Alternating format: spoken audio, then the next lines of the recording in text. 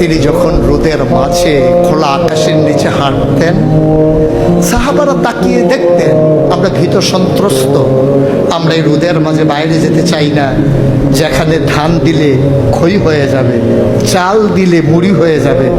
প্রচন্ড গরমের মাঝে তিনি হাঁটেন কেমনে? অবাক বিশ্বে উপরের দিকে তাকিয়ে দেখতেন নবী হেঁটে যায়, আর নবীর মাথার উপরে একটা মেঘের টুকরা ছায়া হয়ে হয়ে পাশে পাশে যায়। এবড়ো থেবড়ো পাথরগুলোর উপর দিয়ে আমার নবী যখন হাঁটতেন, পাথরের কোনা বের হওয়া পাথরে সবাই হাঁটতে ভয় পেতেন, অথচ নবী সেই এবড়ো থেবড়ো পাথরের উপর দিয়ে হেঁটে যেতেন। তারা চিন্তা করতেন নবীর কদমের নিচে এই শক্ত পাথর পড়লে উনি কি ব্যথা পান না? পরীক্ষা করার জন্যে পেছনে পেছনে অনেকেই দৌড়াতেন। দৌড়ে দৌড়ে নবীর কদম মুবারকের নিচে যে পাথর পড়ে গিয়েছিল ওরা হাতে তুলে দেখতেন নবীর কদমের সম্মানে শক্ত পাথর তুলার মতো নরম হয়ে গেছে। এ নবী আমার, এ নবী আপনার নবী, এ নবী আমাদের নবী। আমরা প্রাউড ফিল করি।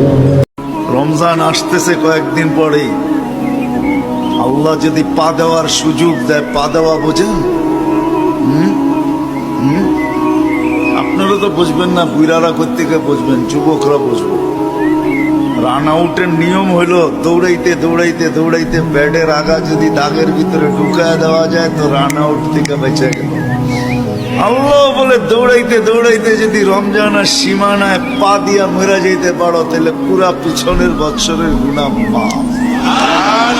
আল্লাহ আপনি আমার দিলের মধ্যে তাকওয়া দেন। আল্লাহ আপনি আমার দিল বিশুদ্ধ পবিত্র করে দেন।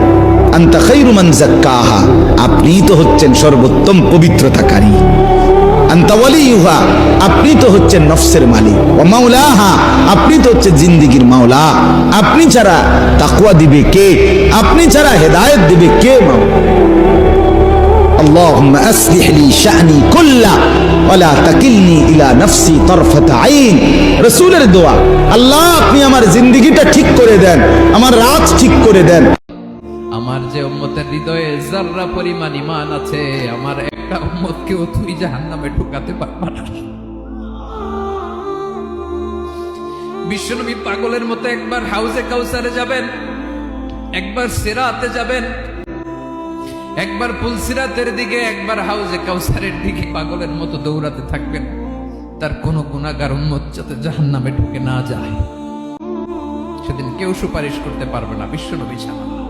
আমরা বলবো আল্লাহ তুমি প্রশ্ন করার আগে তোমার একটা কথা বলি, আমারে কিছু জিজ্ঞেস করো না, আমি সব করেছি।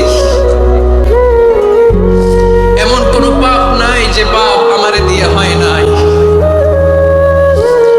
তোমার রহমত দিয়ে তুমি জান্নাতে পাঠাবা, তোমার দয়ায় জান্নাতে যেতে চাই, আমল দিয়ে না। পারবেন বলতে? তোমরা কি মনে করেছো আল্লাহ তোমাদের সৃষ্টি করেছে এমনি এমনি? ওয়ান্নাকুম ইলাইনা লা তুরজাউন, আর রবের কাছে তোমাদের ফিরতে হবে না। ফজরে তোমরা ঘুমিয়ে থাকো, জোহরে তোমরা কর্মব্যস্ততায় থাকো, আসরে তোমরা বাড়ি ফেরো, মাগরিবে তোমরা আড্ডায় থাকো, ইশায় তোমরা খাওয়া দাওয়ায় মেতে থাকো, আরাম আয়েশের জন্য তোমরা প্রস্তুতি নাও। আফা হাসিবতুম আন্নামা খলাকনাকুম আবাসা, তোমরা কি ভেবে নিয়েছো রব তোমাদের এমনি এমনি সৃষ্টি করেছে? ওয়ান্নাকুম ইলাইনা লা তুরজাউন, রব কি তোমাদের ওনার কাছে ফিরিয়ে নেবে না? মুসলমান বলে তাকে যার ভুল হবে, পাপ হবে, অপরাধ হবে, কিন্তু সাথে সাথে আবার দাঁড়িয়ে তওবা করে আল্লাহর কাছে গুনাহ মাফ চেয়ে চোখের পানি ফেলে আবার নতুন করে নেক আমল শুরু করে দিই। আল্লাহ রাসূল সাল্লাল্লাহু আলাইহি সাল্লাম বলেন, আল্লাহ তাআলা বলছে, বান্দা এমন গুনাহ যদি তোমার আসমান পরিমাণও হয়, আর আমার কাছে যদি চোখের পানি ফেলে তওবা করে গুনাহ ছেড়ে দিয়ে আর কোরবানা ওয়াদা দিয়া যদি আমার চোখের পানি ফেলে মাফ চাও, আমি আল্লাহ ওয়াদা দিলাম আসমান পর্যন্ত লম্বা প্রশস্ত গুনাহ যদি হয়, গাফারতু লাকা ওয়ালা উবালি, আমি কোনো পরোয়া না করে সব মাফ করে দেব।